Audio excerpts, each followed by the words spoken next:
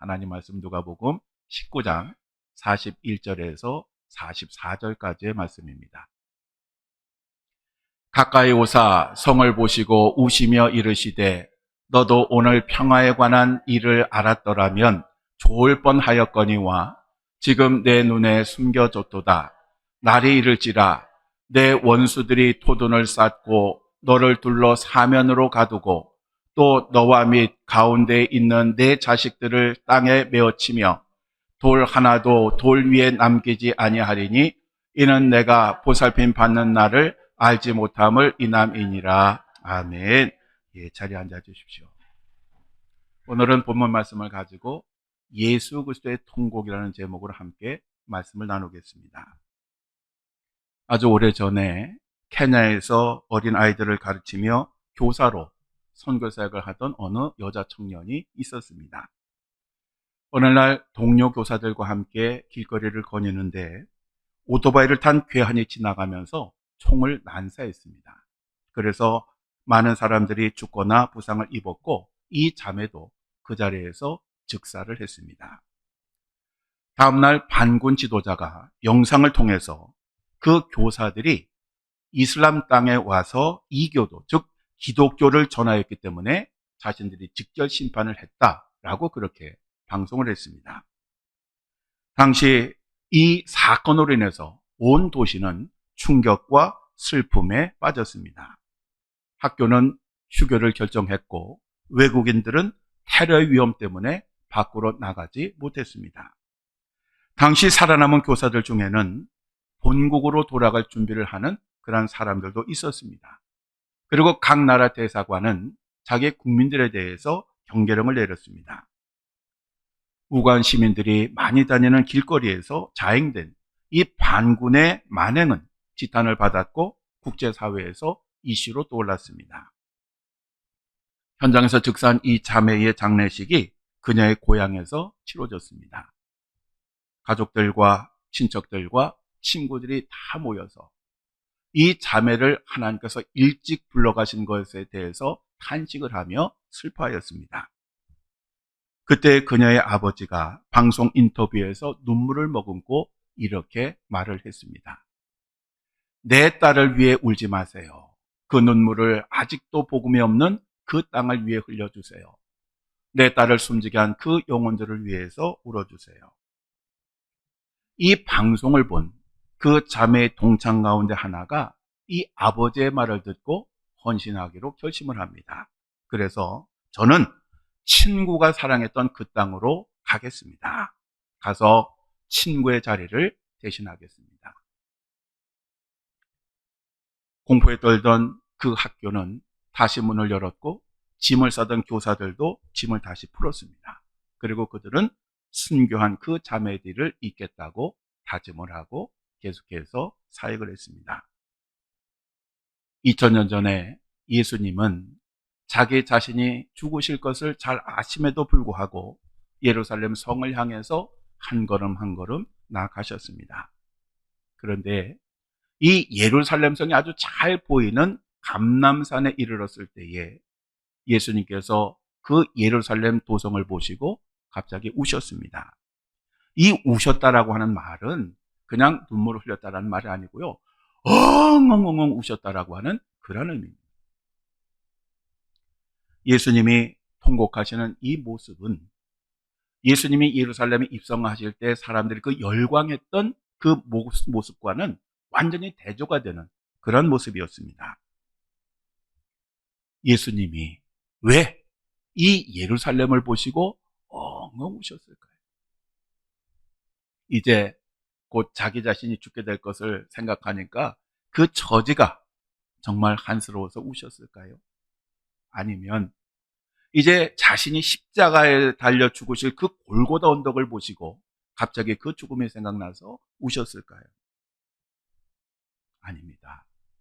예수님께서 이 골고다 언덕에서 대성통곡을 하신 것은 지금 그 예수님의 입성을 기뻐하고 즐거워하는 그들의 그 소리가 통곡으로 바뀔 것을 아시고 우셨던 것입니다.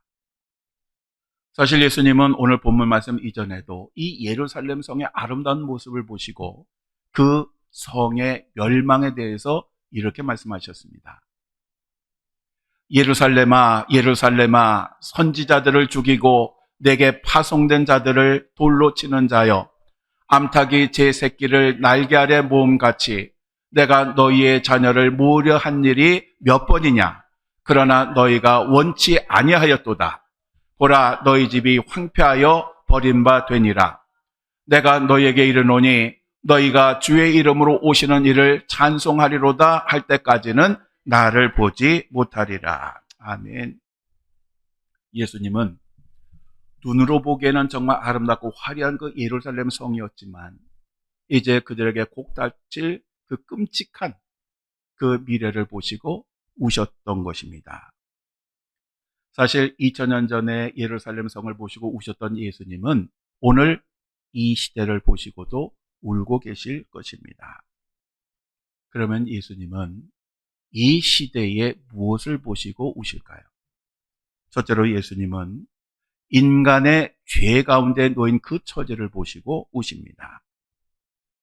하나님이 보내신 그 메시아를 거부하고 그 예수님을 십자가에 못 박아 죽인 그 예루살렘은 한 35년, 30년, 40년밖에 안 됐죠. AD 70년에 아주 철저하게 파괴가 됩니다.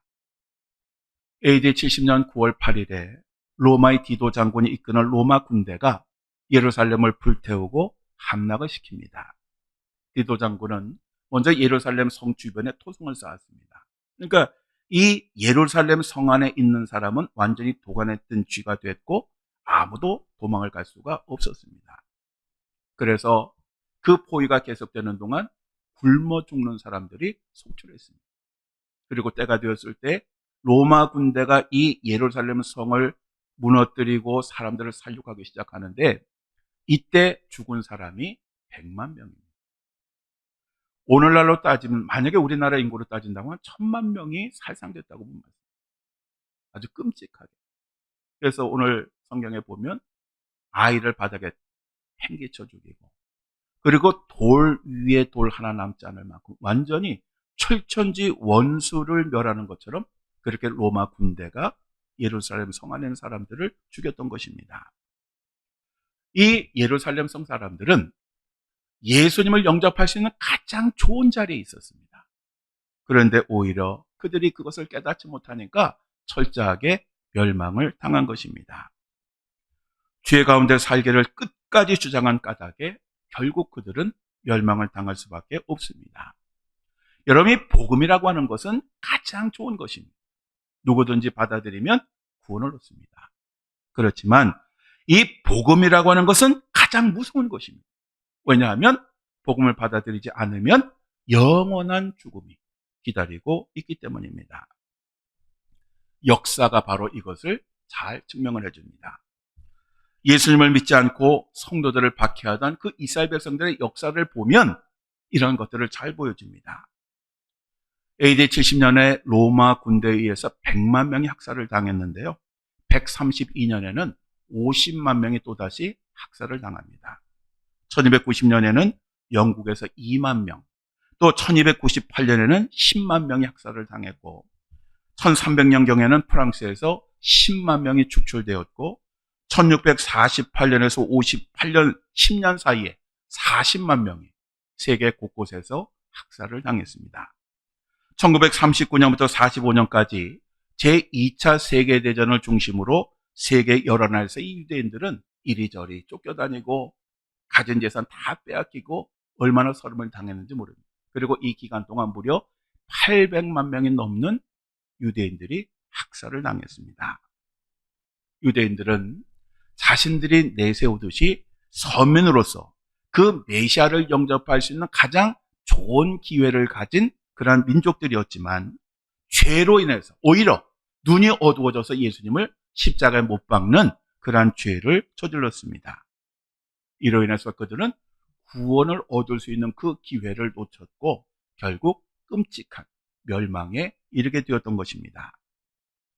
예수님은 이처럼 멸망에 이르는 그 죄 가운데 사는 그 인간들을 보시고 불쌍히 여기셔서 통곡을 하시는 것입니다.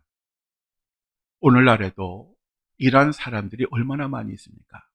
오늘도 복음은 열심히 증거되고 있습니다. 그렇지만 그러한 예수님을 알아보지 못하고 복음을 외면하는 사람들이 얼마나 많이 있습니까? 하나님을 섬기며 선하게 살기보다는 적당히 죄와 더불어 살기를 원합니다. 왜 그렇습니까? 이 죄된 생활이요, 즐겁기 때문에 그렇습니다. 순간적인 쾌락도 있고 편안하기 때문에 그렇습니다.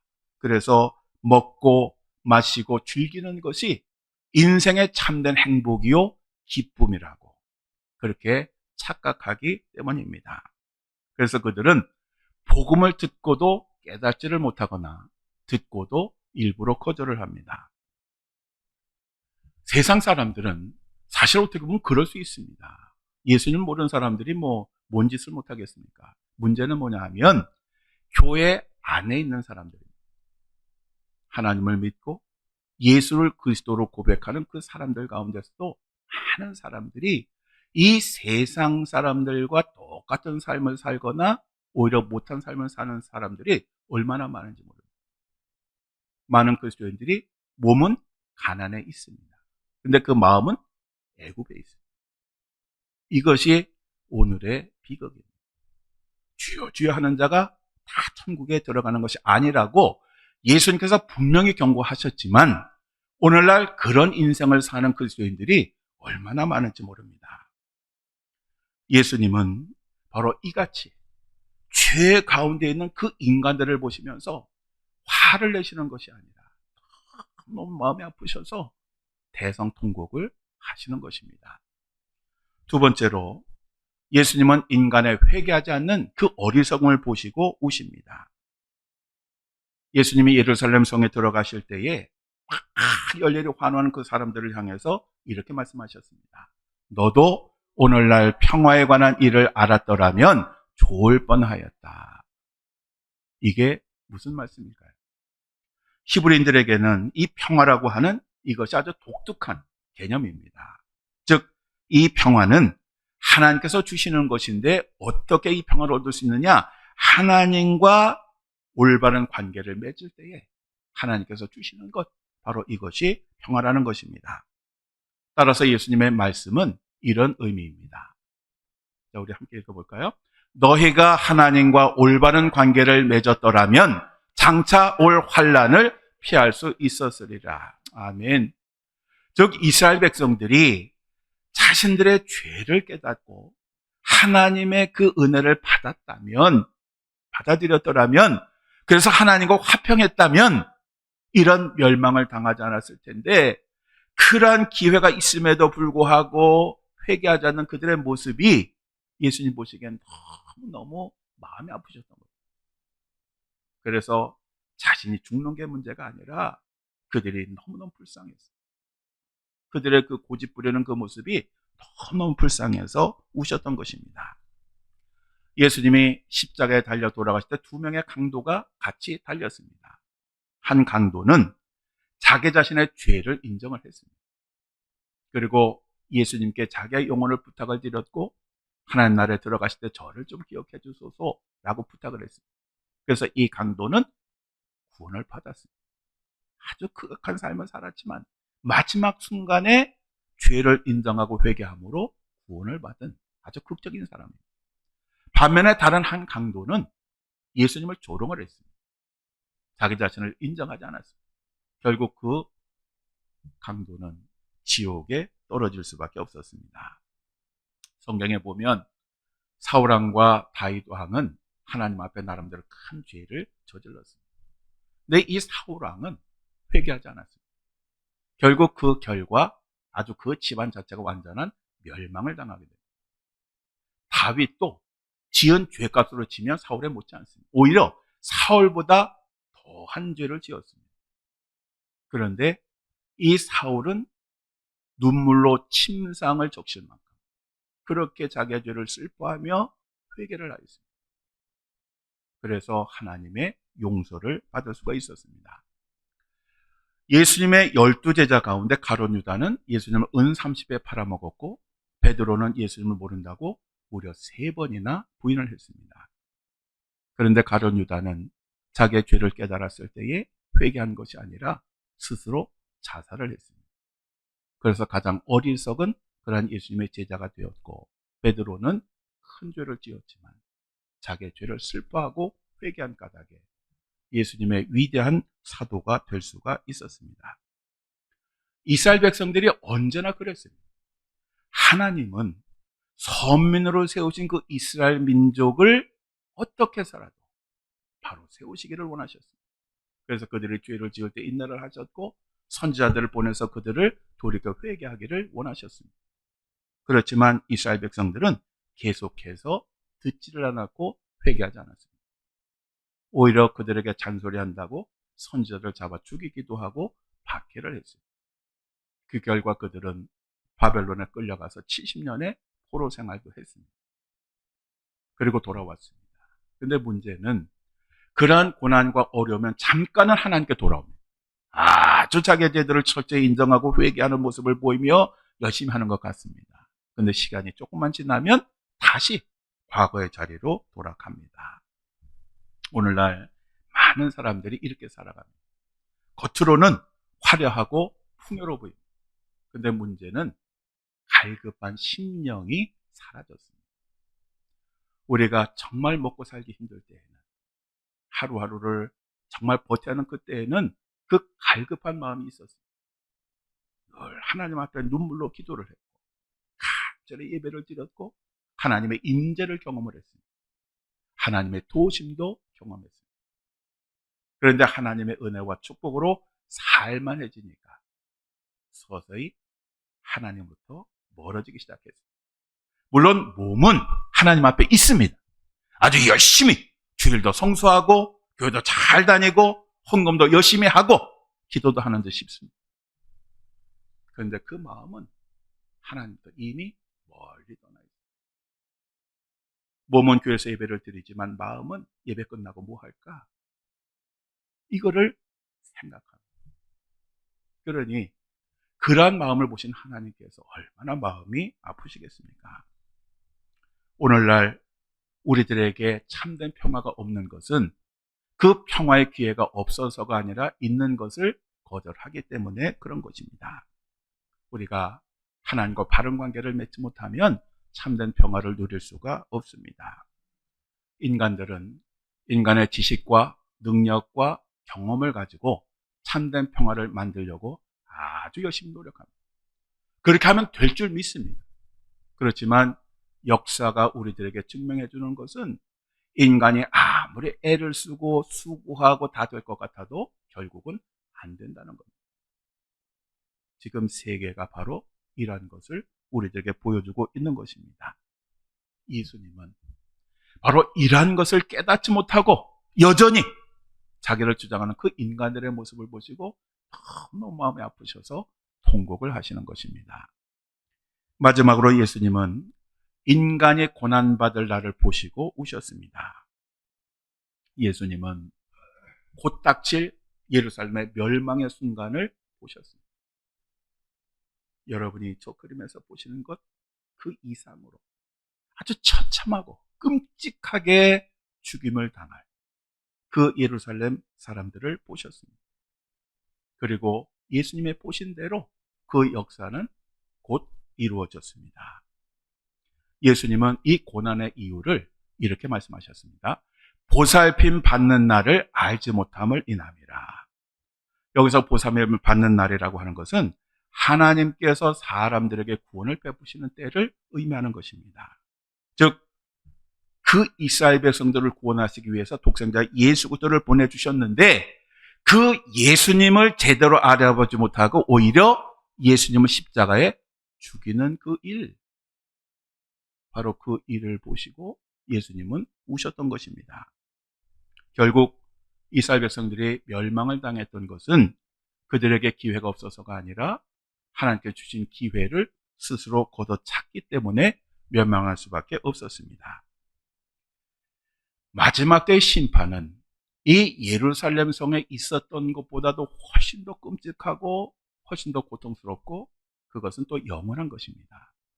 성경에 보면 지옥을 가리켜서 슬피 울며 이를 가는 곳이라고 했고, 또 뜨거운 불이 있는 곳이라고 했습니다. 또 입구는 있어도 출구가 없는 곳, 바로 이곳이 지옥이라고 했습니다. 여러분, 우리가 이 세상을 사는 동안 당하는 고난이나 어려움이나 실패나 좌절 같은 것도 우리 육신이 죽으면 다 끝납니다. 그렇지만 우리가 하나님 제대로 믿지 못하고 회개하지 않아서 죽게 되면 그 고통은 영원히 끝나지 않는 것입니다. 단테의 작품 중에 신곡이라고 하는 것이 있는데, 여기에 보면 이곳에 들어가는 자는 모든 희망을 버려라 라고 하는데, 이것이 바로 지옥 문 입구에 붙어 있는 그런 문구입니다. 그러니까 이 얘기는 뭐냐 하면, 지옥이라는 곳이 어떤 곳이냐? 그것은 희망이라고는 아예 없는 그런 곳이고, 만약에 희망이 아주 조금이라도 있다면 그것은 지옥이 아니다 라고 하는 그런 의미입니다. 영원히 끝없는 절망과 고통이 있는 곳, 바로 이곳이 지옥입니다. 그래서 사람들이 바로 이것을 깨닫지 못하고 부인을 하고 점점 다가가고 있는 것입니다. 사실 인간이 지은 죄를 생각하면 당해도 쌉니다. 그렇지만 그러한 인간들을 바라보신 예수님의 마음은 너무 마음이 아프죠. 마치 내 자식이 불구덩이에 들어가는 것 같은 그런 모습을 보고 절규하는 그 부모의 마음처럼, 예수님께서 그 죄를 깨닫지 못하고 하나님께서 구원의 그 기회를 주신 것을 거듭하는 그 인간들의 모습, 그리고 그럼으로써 그들이 앞으로 당하게 될 그 모습을 보시고 예수님께서는 통곡을 하고 계셨던 것입니다. 오늘날도 예수님은 우리들에게 오셔서 우리의 마음을 노크라고 계십니다. 예수님을 영접하고 구원을 얻으라고 말씀하십니다. 또 예수님은 사람들이 회개하고 돌아오기를 애타게 기다리고 계십니다. 누구든지 자기의 죄를 인정하고 돌아오기만 하면, 회개하기만 하면 어떤 죄를 지었는지 절대로 묻지 않으십니다. 그것이 바로 탕자의 비유에서 우리들에게 말씀하신 그러한 모습입니다. 사랑하는 성도 여러분, 이제 고난주간이 시작이 되었습니다. 우리는 우리를 위해서 대성통곡하셨던 그 예수님의 그 울음을 들어야 합니다. 그리고 죄로 인하여 영원한 멸망에 이를 것을 보시며 가슴 아파하시며 흘리셨던 그 예수님의 눈물을 우리는 보아야 합니다. 예수님이 십자가를 지고 골고다 언덕을 오르실 때에 예수님을 조롱하는 그런 사람들도 있었지만, 그 십자가를 지고 고통스럽게 올라가신 그 예수님의 모습을 보면서 아주 가슴 아파하면서 우는 그러한 여인들도 있었습니다. 그런데 예수님께서 이 여인들에게 이렇게 말씀하십니다. 예루살렘의 딸들아, 나를 위하여 울지 말고 너희와 너희 자녀를 위하여 울라. 보라, 날이 이르면 사람이 말하기를 잉타지 못하는 이와 해산하지 못하는 배와 먹이지 못한 젖이 복이 있다 하리라. 그때의 사람이 산들을 대하여 우리 위에 무너지라 하며 작은 산들을 대하여 우리를 덮으라 하리라. 푸른 나무에도 이같이 하거든 마른 나무에는 어떻게 되리요? 이 말이 무슨 말이냐 하면, 이제 예수님이 그 끔찍한 고난을 당하시고 십자가에 달려 죽으시는데, 하나님의 아들 예수 그리스도가 그렇다면 죄 많은 죄인들은 어떻게 되겠느냐라고 하는 그런 말씀입니다. 그래서 우리는 이제 우리의 죄를 위해서 울어야 됩니다. 그리고 죄로 인하여 우리들의 그 죽을 운명을 생각하면서 울어야 합니다. 그리고 이제 돌이켜 회개하고 하나님께로 돌아가야 합니다. 우리가 진정으로 회개하는 것은 나의 죄에 대한 진정한 인식과 통회와 회개가 있을 때에 가능한 것입니다. 그래야 우리가 하나님께로 돌아갈 수가 있는 것입니다. 세상의 헛된 욕심과 정욕에 사로잡혀 있는 그 자리를 털고 우리 주님께서 그렇게 우시면서까지 원하셨던, 그리고 십자가에서 죽으시면서까지 우리를 부르셨던 그 자리로 우리는 나아가야 합니다. 사랑하는 성도 여러분, 오늘 하나님께서 우리를 보신다면 통곡하실까요? 아니면 기뻐하실까요? 우리 다 함께 기도하시겠습니다.